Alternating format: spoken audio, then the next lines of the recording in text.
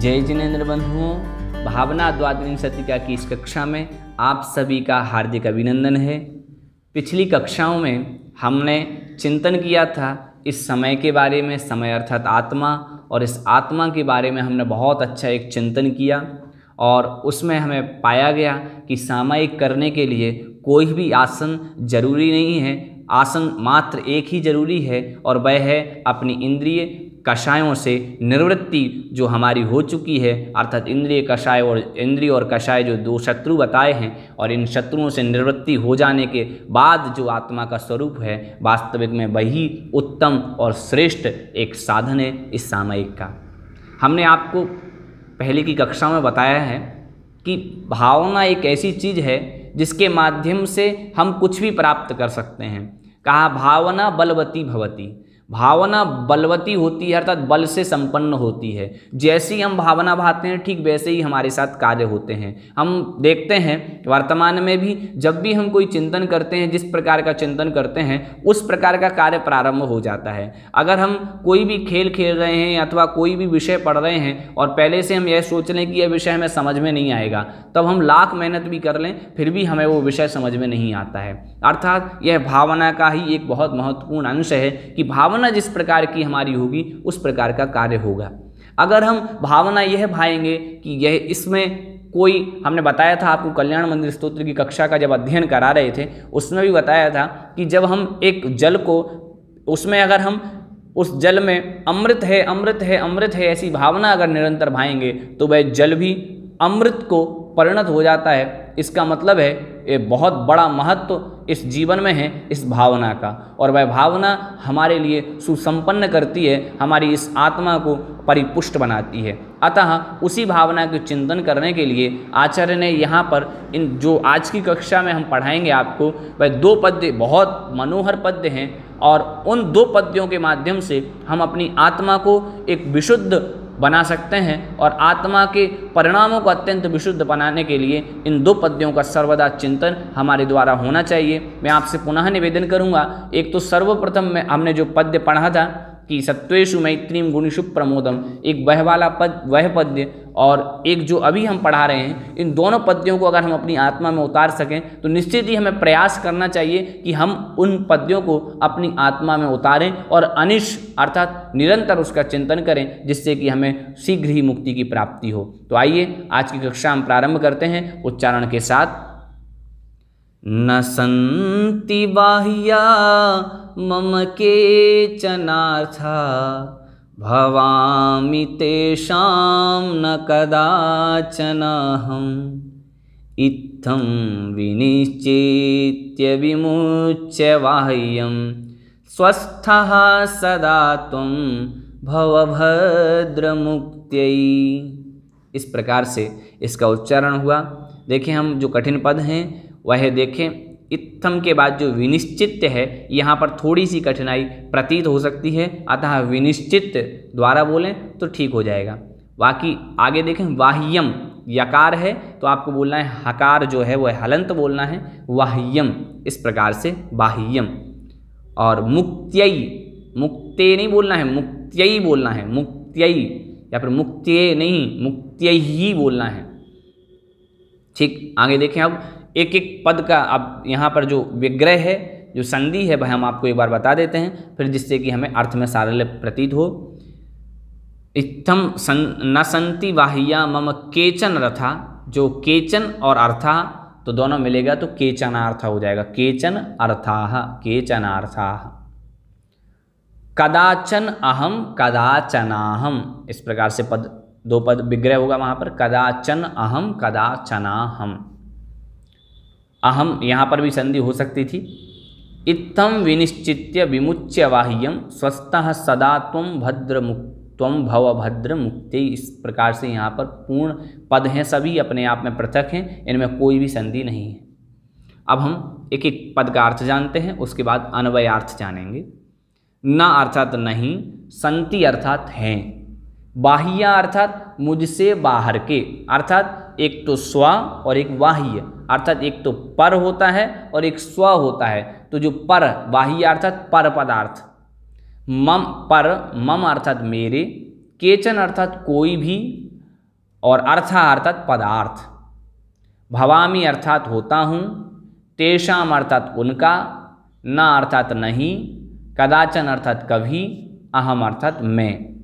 इत्थम अर्थात इस प्रकार, विनिश्चित्य अर्थात निश्चय करके, विमुच्य अर्थात छोड़कर, बाह्यम अर्थात बाह्य को, बाह्य पदार्थों को, स्वस्थ अर्थात स्वस्थ, सदा अर्थात हमेशा, त्वम अर्थात तुम, भव अर्थात हो, भद्र अर्थात कल्याण के इच्छुक, मुक्ति अर्थात मुक्ति के लिए, अर्थात मुक्ति प्राप्त करने के हेतु से। अब देखें, अब हम अन्वय पूर्वक इसका अर्थ लगाते हैं। पहले अन्वय और उसके बाद उसका अर्थ। केचन बाह्याः अर्थाः मम न सन्ति, अहम तेषां कदाचन न भवामि, इत्थं विनिश्चित्य भद्रा त्वं बाह्यं विमुच्य मुक्त्यै सदा स्वस्थः भव। इस प्रकार से यहाँ यह अन्वय हुआ। हम एक एक पद का अर्थ अन्वय के माध्यम से लगाते हुए संपूर्ण इस पद्य का अर्थ लगाते हैं। केचन अर्थात कोई, बाह्याः अर्थाः, बाह्य अर्थ अर्थात हमने बताया था आपको पदार्थ, बाह्य अर्थात बाहरी। एक तो अंतरंग पदार्थ, एक बहिरंग पदार्थ, दो प्रकार से पदार्थों का वर्णन है। तो कहा कि केचन कोई भी, बाह्याः अर्थाः बाह्य अर्थ, बाहर के पदार्थ, मम अर्थात मेरे, न संति नहीं हैं। इस संसार में जो भी बाहर के पदार्थ हैं वो कोई भी मेरे नहीं हैं। और अहम मैं, तेषाम अर्थात उनका, उनका किनका, बाह्य पदार्थों का। मैं भी, बाह्य पदार्थ मेरे नहीं हैं, और मैं तेषाम उन बाह्य पदार्थों का, कदाचन न भवामी, कदाचन अर्थात कभी, न अर्थात नहीं, भवामी अर्थात होता हूँ, और मैं भी उनका कदापि नहीं होता हूँ, अर्थात कभी भी नहीं होता हूँ। इत्थम इस प्रकार से, विनिश्चित्य निश्चय करके, अच्छी तरह से निश्चय करके, दृढ़ निश्चय करके, भद्र हे कल्याण के इच्छुक पुरुष, त्वम तुम, बाह्यम विमुच्य बाह्य जो पदार्थ हैं उनको विमुच्य छोड़ करके, मुक्ति के लिए, सदा हमेशा, स्वस्थः अर्थात स्वस्थः मतलब होता है, आज हम लगाते हैं, हम किसी से पूछते हैं स्वस्थ हो ना, स्वस्थ का मतलब क्या होता है, स्वस्थितः इति स्वस्थः, स्व में जो स्थित है अर्थात जो अपनी आत्मा में स्थित है उसको हम स्वस्थ बोलते हैं। तो एक प्रकार से देखा जाए तो रूढ़ी अर्थ में तो यही हुआ कि स्वस्थ का अर्थ तो हो गया कि जिसको कोई रोग नहीं है उसको हम रूढ़ी अर्थ में लगा देते हैं स्वस्थ, परंतु वास्तविक में स्वस्थ का अर्थ होता है कि स्वस्मिन् स्थितः इति स्वस्थः, जो स्व में अर्थात अपनी आत्मा में स्थिर है उसे हम स्वस्थ बोलते हैं। तो स्वस्थः भव अर्थात हो। कह रहे हैं केचन अर्थात कुछ, जो कुछ भी, बाह्यः अर्थाः बाह्य अर्थ हैं, बाहरी पदार्थ हैं, यह जो तृण, चौकी, सिल, शैल, शिखर, जो भी कोई बाहरी पदार्थ हैं, जो आज हमें टीवी, पंखा, कूलर, कुर्सी, भाई बहन, माता, पुत्री, जो भी कुछ दिख रहे हैं, ऐसे वह सभी बाहरी पदार्थ मम न सन्ति मेरे नहीं हैं। और अहम मैं भी, तेषाम उन बाह्य पदार्थों का, कदाचन कभी भी, न अर्थात नहीं, भवामी होता हूँ, मैं भी उन पदार्थों का कभी भी नहीं होता हूँ। इत्थम इस प्रकार से, विनिश्चित्य निश्चय करके, दृढ़ निश्चय करके, बहुत अच्छी तरह से सोच विचार करके, भद्र हे भद्र, तुम बाह्यम बाह्य पदार्थों को विमुच्य छोड़ करके, मुक्ति के लिए, मुक्ति हेतु, मोक्ष के लिए, सदा ही, हमेशा ही, स्वस्थः स्वस्मिन् स्थितः अपनी आत्मा में स्थिर, भव हो, रहो।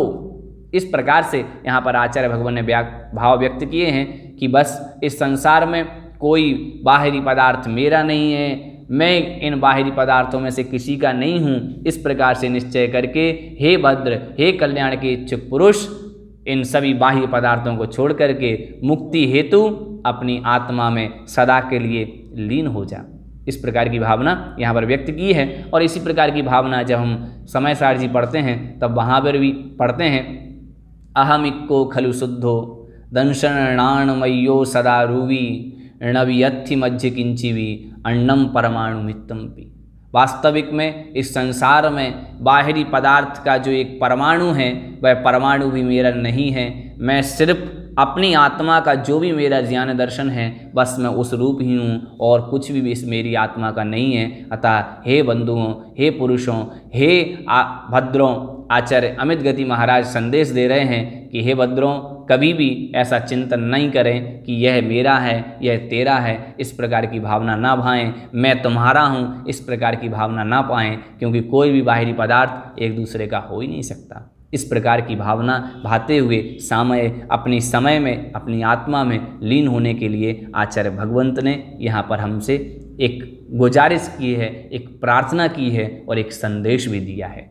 किसी भी रूप से माने, क्योंकि आचार्य करुणावान थे इसलिए वह हमें निवेदन कर रहे हैं, और आचार्य भगवान स्वयं दृष्टा थे इसलिए हमें आदेश कर रहे हैं। किसी भी रूप से लें, सभी रूप से हमें आचार्य के कथन मान्य हैं और सही बात देखें तो हितकारी हैं, और वही हितकारी जो वचन है वह हमारे द्वारा स्वीकर्तव्य होना चाहिए।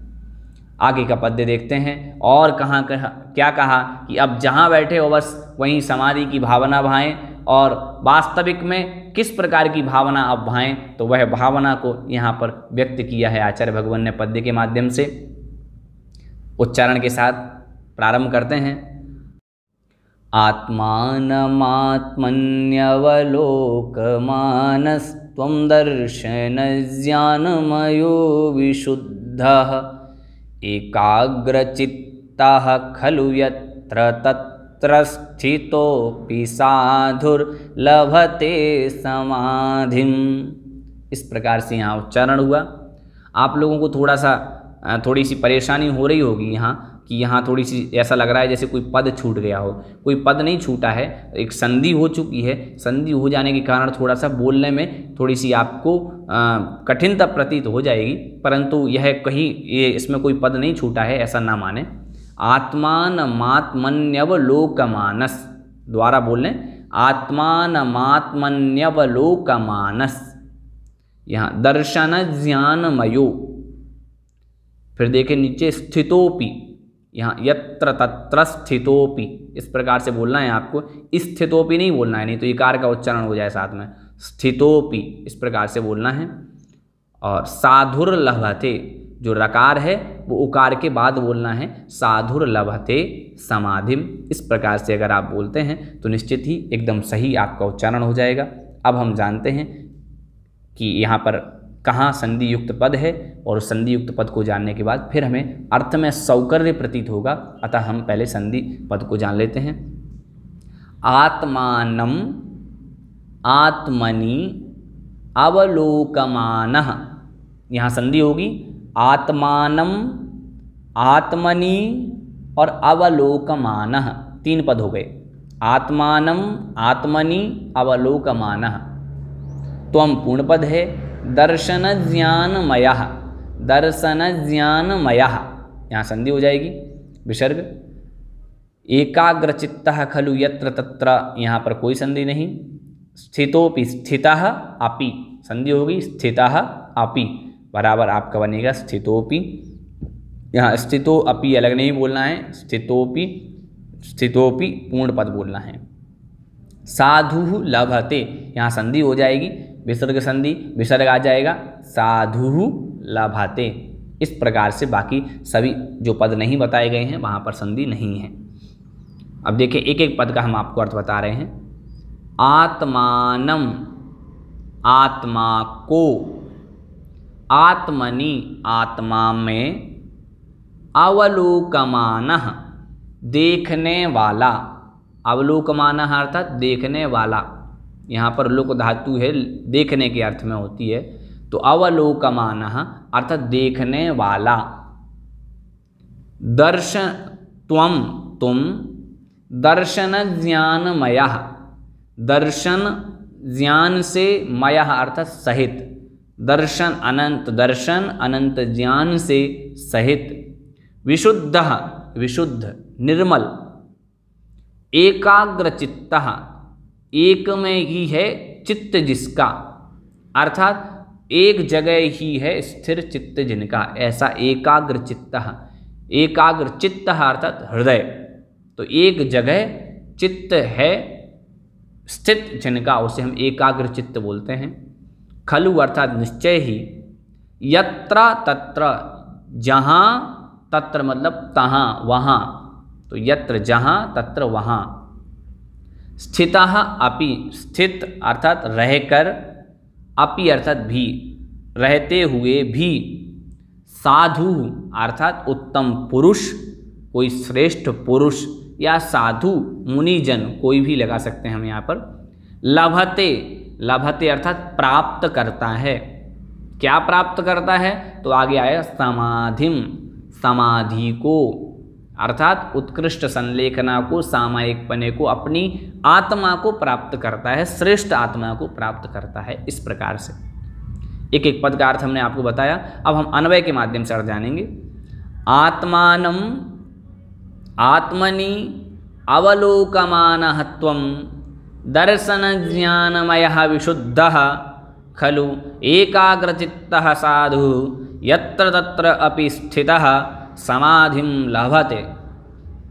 आत्मानं नाम आत्मा को, आत्मनि आत्मा में, अवलोकमानः देखने वाले, त्वं तुम, जो देख रहा है, जो देख रहा है ऐसे तुम, दर्शन ज्ञानमयः, दर्शन और ज्ञान, दर्शनोपयोग और ज्ञानोपयोग से, मयः अर्थात सहित, अर्थात आत्मा को, आत्मा में जो देखने वाले तुम हो, ऐसे वह तुम दर्शन से और ज्ञान से सहित हो।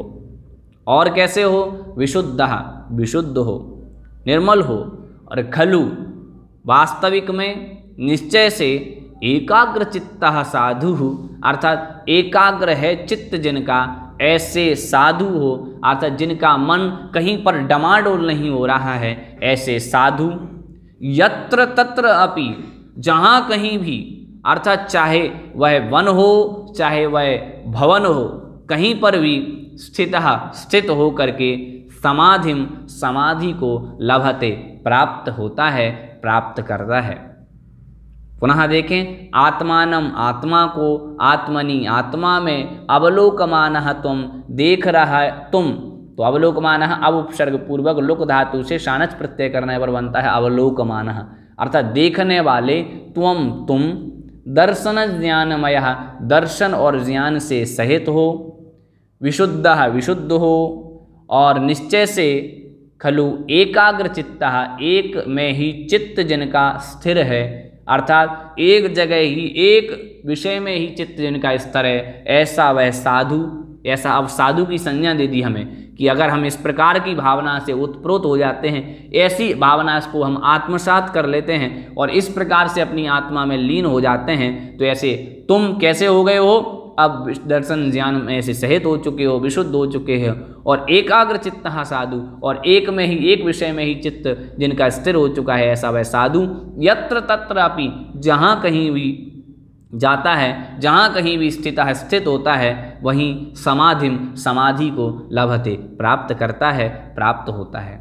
इस प्रकार से यहाँ पर आचार्य कह रहे हैं कि अपनी आत्मा को, आत्मा में जो तुम देखने वाले हो, इस आत्मा को आत्मा में देखने वाले होने से तुम दर्शन ज्ञान में से, दर्शन और ज्ञान से परिपूर्ण हो, विशुद्ध हो, और निश्चय से ही एकाग्र चित्त है तुम्हारा, और जहाँ कहीं भी तुम स्थित होते हो, वहीं पर ही समाधिम लभते, समाधि को प्राप्त करते हो। इस प्रकार के भाव आचार्य भगवान ने यहाँ पर व्यक्त किए हैं। दोनों ही के भाव हम आपको एक संपूर्ण रूप से बता देते हैं कि इस संसार में कोई भी पर पदार्थ मेरा नहीं है, मैं किसी पर पदार्थ का हूँ नहीं। इस प्रकार से निश्चय करके, हे भद्र पुरुष, हे भद्र आत्मन, हे कल्याण इच्छुक आत्मन, अब तुम क्या करो? बाह्य पदार्थों को छोड़ करके मुक्ति के लिए सदा ही स्थिर हो जाओ और अपनी आत्मा में आत्मा को देखो, जिससे कि तुम दर्शन ज्ञान स्वभाव वाले हो जाओ और विशुद्ध हो जाओ, और ऐसे एकाग्र चित्त साधु होकर के तुम जहाँ कहीं भी स्थिर होगे वहीं समाधि को प्राप्त करोगे। इस प्रकार की भावना यहाँ पर आचार्य भगवान ने व्यक्त की है। और वास्तविक में यहाँ जो एक वास्तविक चिंतन चल रहा है एक आत्मा को पवित्र बनाने की दिशा में ही सारा चिंतन आचार्य अमित गति महाराज का है। ऐसे इस चिंतन को हम बार बार मनन करते हुए, पठन पाठन करते हुए, लोगों को पढ़ाते हुए हम भी अपनी आत्मा को इससे जोड़ करके हम भी एक परम सिद्धत्व पद को प्राप्त करें। ऐसी भावना के साथ आज की कक्षा को यहीं विराम देते हैं। पुनः कल की कक्षा में मुलाकात होगी। तब तक के लिए जय जिनेंद्र बंधुओं।